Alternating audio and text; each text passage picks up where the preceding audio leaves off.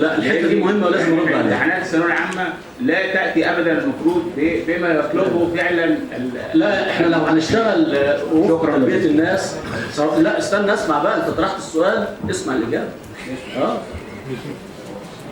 عمليه الامتحان عمليه علميه بيقوم بها مركز متخصص، وقلت انا في اول كلامي ان الامتحان عينه ممثله لنواتج التعلم، وهناك مواصفه للامتحان تضمن ذلك من حيث عدد الاسئله، النسب الخاصه بكل فصل، وعدد ونسب الاسئله في المستويات المعرفيه، ولا خلل بمواصفات الورقه الامتحانيه.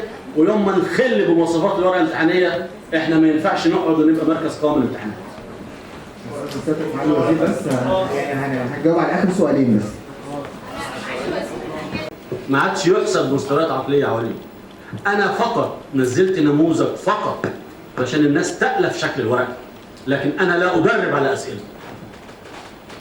لو دربنا على اسئله هنرجع للماضي تاني، وكأن السؤال جاي انت شفته قبل كده مره واثنين وثلاثه. يا جماعه اللي فاهم هو اللي هيفهم. بس المعلمين كلهم بيتدربوا على الاسئله. خلاص هم بقى ما نعملهاش احنا يعني.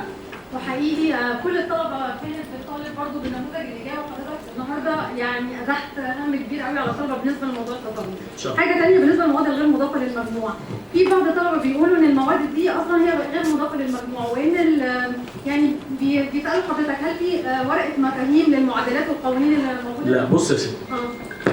اولا برضه ده سؤال كويس. ليه عاملين طيب مفاهيم للمواد اللي مفيش للمفاهيم للمواد اللي بره المجموع؟ لان هي الاسئله بتاعتها معده على النظام العادي.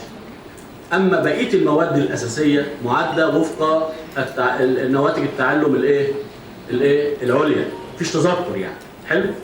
اما في الاحصاء بنجيب في نهايه الكراسه صفحه او اثنين فيها القوانين الاحصائيه اللي ممكن الطالب يحتاجها في حل السؤال.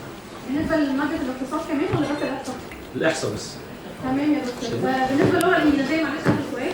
اللغه الانجليزيه بعض الطلبه كانوا بيتكلموا ان سؤال التعبير ان عدد الكلمات هل هيبقى موضح بالنسبه لهم عدد الكلمات او هي على حسب المساحه المتاحه لهم؟ انا هتيح لك المساحه اللي موجوده تلتزم بيها.